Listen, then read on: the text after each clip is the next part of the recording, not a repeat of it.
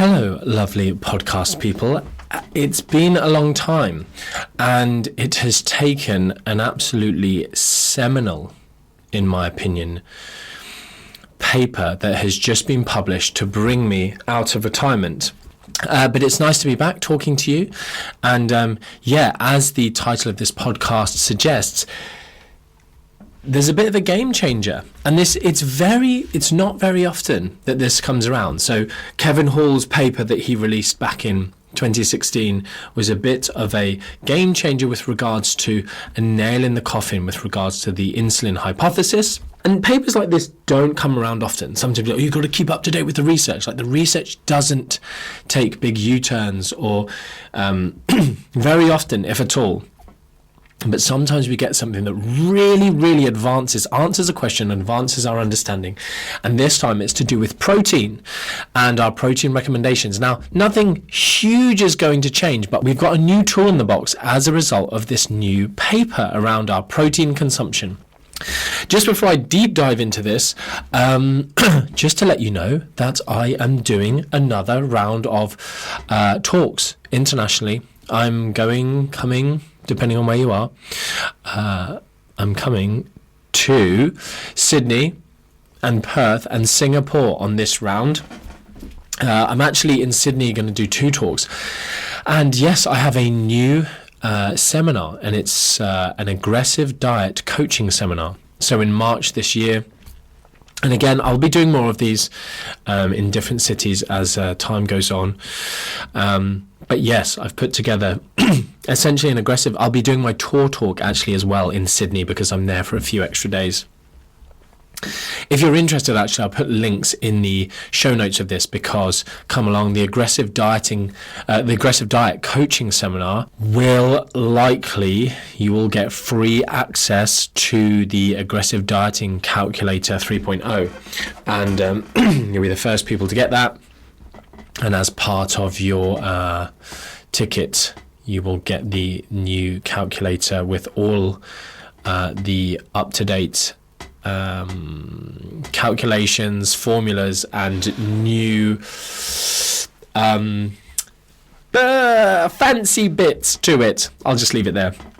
So yeah, that's in March. The dates, again, I'll put them in the description, but it's something like the 22nd and 23rd of March in Sydney, maybe the 26th, 28th in Perth, can't fully remember. Maybe it's the 27th, Wednesday the 27th of March, and then the 30th in Singapore. So anyway, please, if you're interested in that, click the links in the bio, get in quickly. The first 10 tickets to every seminar are going to be almost half price. Then there'll be some heavily discounted early bird tickets. And then, so please, if you are,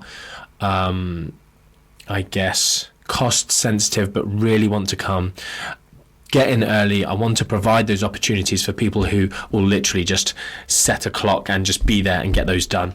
I think people who are like that should be rewarded. And likewise, it's nice to provide a situation where if you are not financially flush at the minute, that you can maximize your ability to attend those talks. But the seminar, yes, it will be smaller, much more intimate,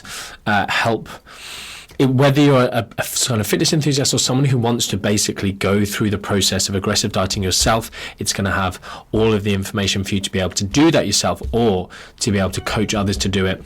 So, a few people have set up, successful coaching programs and kind of, fast fat loss coaching programs using my information, my calculators. And so if you want to do the same as a coach, that's there for you. And we'll be talking about some of that, how to coach it. But again, learning how to coach it as an individual, you can just coach yourself through it, do it well, and hopefully be able to just take control of being able to adjust your body composition very, very well. So without further ado, the new paper, I don't know if I've got the title of it, but essentially it's, oh yes, I have.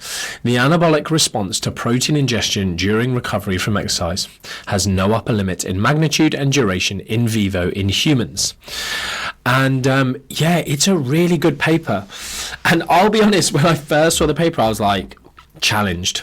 because I've seen other people talking about it and being a little bit, what's the word, butthurt by it. You can tell they are not liking what they're reading. They're not liking the fact that it's kind of shown us some stuff that maybe mechanistically wasn't the case. So I'm just going to talk about it, what it means, why they might have found those studies. Some of you have probably read the paper and or seen the results, and to give you some more idea behind it. So very quickly, they used a couple of quotes.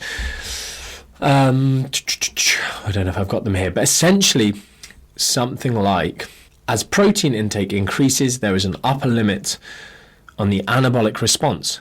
And if you go past this, any excess amino acids are oxidized.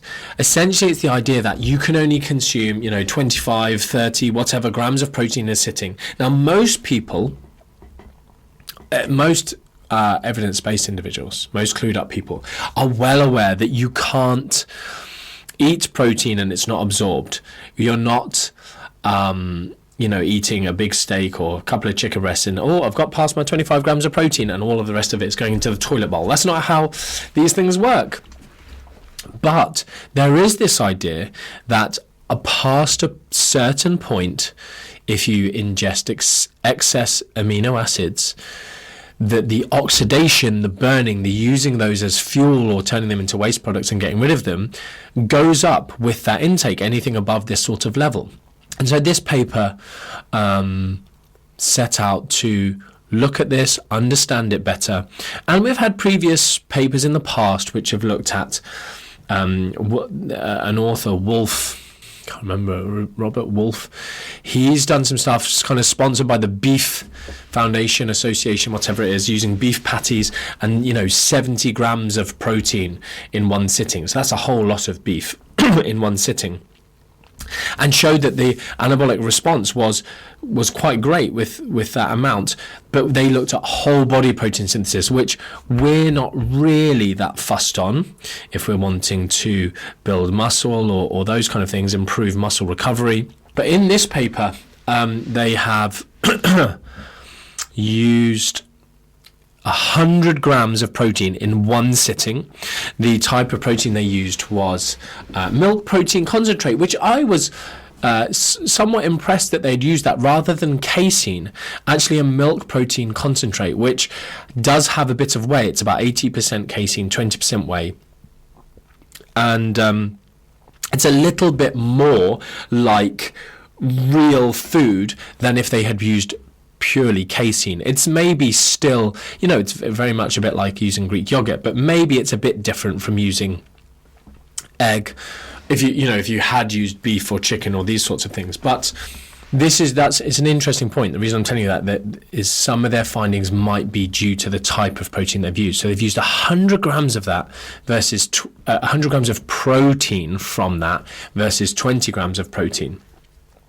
And obviously, previously there's been this idea that you need to consume protein up to an amount, let's say 25 grams, for instance, although that's probably too low, which is maybe one of the limitations of this study, and that you needed to consume that regularly throughout the day for basically hitting what's called leucine threshold, stimulating muscle protein synthesis, and then you get this recovery and muscle gain being stimulated.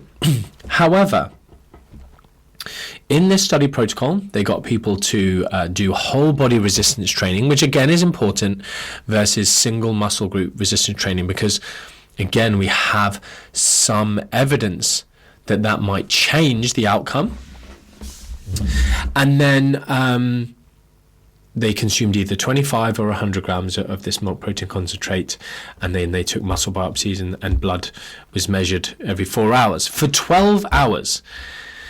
And this is where things are super interesting, because this is one single feeding of 100 grams of protein. And then they measured things like, they measured so many great things. And what was fantastic about this study is that they essentially took a cow and they got that cow to produce the milk protein concentrate, and it was radioactive isotoped, labeled with a radioactive isotope, that they were then able to measure the incorporation of these proteins into specific tissues. And they were able to measure the changes in other hormones through the blood testing. Very well designed, good study that can show us some really interesting things that, has ended up showing me stuff that I was like, no flipping way. And one of the... I'm trying to think of my ordering here, but I've just gone straight to this thing of like I'm slightly baffled by. Muscle protein synthesis, when we feed with amino acids, essential amino acids, complete proteins that contain leucine and the essential amino acids, we see muscle protein synthesis spike up and then quickly within a relatively short time, few hours, come back down. And this is where we got this kind of terminology like muscle full effect and the refractory period where we stimulate it and then it comes back down. And I used to make this joke, and I'm going to have to work out if I can still make this joke, because I always used to talk about, and I would do this with my fingers, if you're just listening, like a little tickling motion, stimulate it. And then it would go up, and you could have it up for a while, but it has to come back down and have its refractory period before you can give it a little bit more stimulation and you can get it up again. And obviously there I'm talking about muscle protein synthesis, not the thing that you're now thinking about. I don't know if I can make this little innuendo anymore. Because in this study that they showed that muscle protein synthesis did spike up, it did come back down, not all the way back down in the same way that the 25 grams of protein did, but it was significantly lower. However, we then look to the other graphs, and I don't know if on the video of this I might edit them and have them around my head or something, but we can see that on the 100 grams of protein, despite what we've seen on the curves of the muscle protein synthesis, we can see the incorporation of protein into muscle 4 hours, 8 hours, and 12 hours going up and up and up. So the cumulative effect was just building all of those time periods, those new measurements, which is what I was like, no way. I would have been sure that it would, and it's seemingly maybe the gradients on the graphs that we see within the results of this study, it does show that the gradient is seemingly a little bit lower between 4 and 8 and 8 and 12 than it was at 0 and 4. And a very important part of this study to note is that 25 grams of protein, remember milk protein concentrate, did not have the same gradient of incorporation of protein into muscle as 100 grams in the first 4 hours, which, if it was maximally stimulating muscle protein synthesis, it should have really. So I think we've got a limitation here on this study. And there was a good study done, and it's a cool paper. I still remember it got published, I think, soon after we started MNU and had written the muscle gain lecture, and then this paper came out and I was like, oh, for goodness sakes, we're going to have to update the lecture. But they call, it's kind of on the fitness industry on Instagram, social media, called the 1 scoop versus 2 scoop study, and it was like 20 grams of protein versus 40 grams of protein. And in these studies they use whey protein, and this is a key difference in perhaps what we are finding in this more recent study versus previous ones, because the amino acid kinetics, the hyperaminoacidemia profile that we're seeing with casein versus whey, very, very different. So we're well aware, I say casein, milk protein concentrate, the release and the digestion and release of these amino acids is much slower with MPC versus whey protein. So for a start, if it was whey protein, we might, with 25 grams, we'd definitely see a difference in the amino acid kinetics, and therefore, but the muscle protein synthesis response might have been different. And so we are left with a few questions. So in this, the 2016 study, the McNaughton study, 1 scoop versus 2 scoop, essentially they showed with whole body resistance training rather than single limb or single muscle training, that 40 grams of protein was better than 20. So it's a really interesting, and in that study they tried to correlate some of these things with lean body mass and stuff like that, and they didn't manage to find any significance. But we see in that study that 40 grams was better. So we still are sadly left with a situation where we don't know.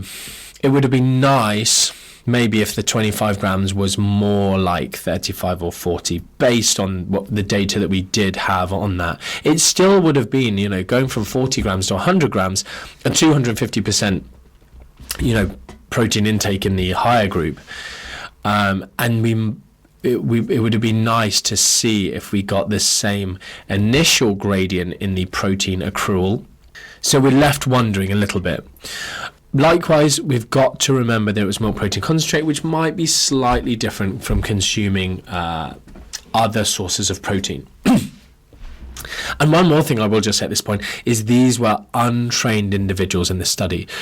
So we do have a bit of a weird situation whereby untrained individuals, even not untrained, but have been in a period of injury, coming back off season into season. We see this with all athletes. Like the amount of protein required to not be in a negative nitrogen balance in people who are coming back after a layoff from training is massive. Like for the first 12 days of training, it's absolutely huge. So we do have a scenario here of like, would this maybe have been different in people who are slightly more trained? So that's another thing we need to bear in mind. Likewise, lots of people are talking about this study a bit like it's a meal frequency study. Oh, see, meal frequency doesn't matter for muscle gain. And this is not a meal frequency study per se. We've got the same meal frequency, 1 and 1. This is a absolute nail in the coffin for the idea that you can only absorb and digest and use 25 grams or essentially what they've showed is 100 grams of protein. Like people are talking about, it shows a dose response. Like it doesn't really, because we don't have like multiple doses. We don't see it consistently going up. Like it certainly doesn't show much of a decaying. Like I said, 4 to 8 and 8 to 12 hours. The differences do seem to decay a little bit. But we're seeing it over 12 hours go up and up and up and up. Now, I would love to see a study that had, say, 50 grams. Or what I would more like to see is like 120 grams of protein in one sitting, because then we'd be getting more towards like 1.5, 1.6 grams per kilogram. Like if we took someone who's 80 kilograms and 1.5 times 80 is 120. So 120 grams of protein for subjects that weighed on, around 80 kilograms. We could go that is towards, why not just go 1.6 so that we're in where Stu Phillips, there's a good paper. Maybe I'll put, again, any papers that I mention, I'll put them as usual, the link in the show notes. And so 1.6 being really the upper limit of where evidence-based research shows us that above there, we're not really sure if that's giving us much more in terms of muscle gain. But doing that then versus maybe 3 times 40 grams every, say, 4 hours, or maybe 2 times 60 grams. Because as I say, we do see these slight reductions maybe between the 4 and 12 hour mark, where if we're talking about optimal, then maybe more than one feeding is going to be good. But this is where, if I go on to talking more about what's the recommendations now, I do feel like we need to update how we're talking about protein with clients or for ourselves as evidence-based educators. So it would be interesting to see the 2 times 60, 3 times 40, 1 times 120 grams. Again, using milk protein concentrate, probably okay, because that's what we're looking at in studies. But again, in a day and age where we're going, okay, well, what if someone is having 40 grams of whey protein, 30, 40 grams of whey protein, 0.3 grams per kilogram of their body weight of whey protein immediately after training? Because we do see that we have this very fast spike in muscle protein synthesis, and it's coming back down. And therefore, are we then able to, what would happen probably in real life is you have that shake and then you eat a meal. And that meal could be a bit bigger than maybe previously we have thought it could be. And so some people are saying, total protein is absolutely the only thing that matters. What we do know now is total protein really is probably the most important thing, but we don't know that it's going to be enough to maximize, say, 24-hour muscle gain, optimizing 24-hour muscle gain, than what I would suggest maybe is between 2 and 4 meals per day. So if you had one, if we say 16 hours, if you had your protein at 0, 8 and 16, and then you had 8 hours of sleep, or 0, 7 and 14, and then some time before bed to brush your teeth and go to bed, we can't really say that having 4, 5, whatever meals in the day is going to be any better whatsoever. I would suggest that really, based on this research, we can quite clearly see that 2 to 3 feedings is going to be enough as long as total protein is managed. Now, again, what's the most important thing for the client? Adherence. What suits them, what suits their lifestyle. But maybe we can be a bit more flexible with flexible with optimization. Sometimes optimization is this thing that you can't be too flexible with this because you need to do this. Actually, it's given us another degree of flexibility to optimize muscle gain. What I will say is we do also know that little and often protein probably is worse. And so we have the studies on this where I think it's West et al. Maybe. Not sure if that's right. I think it probably is. But they did pulse dosing of protein, small amounts versus one bolus dose. And the bolus dose, again, we've seen this in elderly populations where we need the higher dose of protein because of anabolic resistance. But this is why, for me, the 25 grams of protein used in this study was just inadequate to really give us the end answer. And that's not a criticism of the researchers per se, but they've used some rationale for using 25 grams of protein, but I think it was probably not an adequate rationale. But again, I get the things with regards to funding and why you do things and proof of concept. But I think we would have learnt more if it had been 40 grams versus 100. But I still think we would have got, and what I'm saying is I think if you did that, we would still get this amazing answer that you can literally consume 100 grams of protein. And you will continue to accrue muscle protein over a 12-hour period with this large bolus. And for me, what it's done is if you're going to sleep 8 hours, maybe we do need to start considering, based on the kind of data that we've seen in this study, much larger doses of protein. If you're fasting, not eating whilst you sleep for 9 hours, could we be doing much higher than the typically recommended, maybe 0.5, 0.4, 0.5, 0.6 grams per kilogram, to absolutely maximize protein accrual whilst we sleep pre-bed? So, having those first dose, second dose, and then the third dose being absolutely massive, being literally maybe half of your total protein requirements. It's very interesting. So, just to finish off, really, just talking about, I think I've kind of said it all when I talked about what our advice should be now, our guidelines should be. That's that final bit of, well, if we're hitting maybe 0.4, 0.5 grams per kilogram twice a day, and then the final one, 0.6, maybe a bit higher right before bed. Anything more than that, it's difficult. Now, we still cannot be 100% sure because we do not have a good frequency study. So changing meal frequency, and again, making it, rather than just looking at a single day, looking at a whole training cycle. But the problem is then we're looking at muscle protein incorporation, incorporation of protein into muscle, but then we have to start measuring, overall muscle gain, which becomes very difficult. And again, using radioactive isotopes in the long term is going to be very, very difficult and very, very expensive. So yes, I hope I've kept that fairly short, I think, maybe, but it's really interesting to have such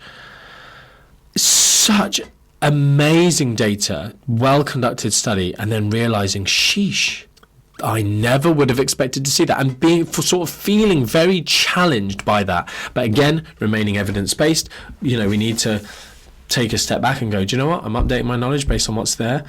And it stings when you've got morons who have been saying stuff before based on, oh yeah, that's how we evolved. You can just, look at how lions eat, they'll just gorge and then they don't eat meat for a while. It's like, mate, we're not a lion. But being truly evidence-based, we have to be basing on something rather than just a guess. Because 99% of the time, let's be honest, these morons guess and they're wrong. But I can hold my hands up and say, yeah. I mean, I've always been a proponent of this idea of, with my background interest in intermittent fasting, very much we've always said for muscle retention, 1 meal a day is enough. And I've had one client, who went to the Olympics, who did this, and I thought he was absolutely insane.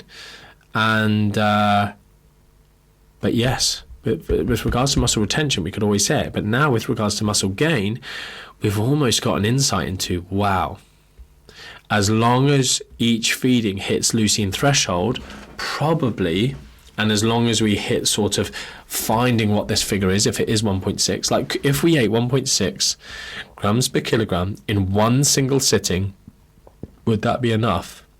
Would there be any drop off towards 24 hours if you could just do that once? Very, very interesting. So I'll leave it there. Like I said, if you're in Sydney or Perth, Singapore or surrounding areas in March, look at the links in the bio. Drop your email in and I'll send you all of the details. Tickets will be going on sale. Man, I should have said this at the beginning.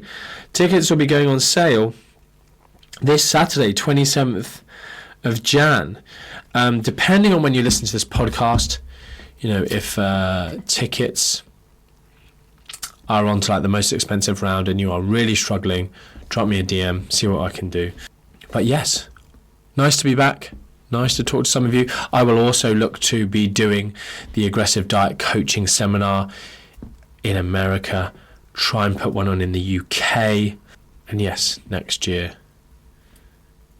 Who knows? Anyway, much love. I'll try and get back on the podcast soon. And I hope you've enjoyed having me inside your ears. And I will speak to you soon. Much love.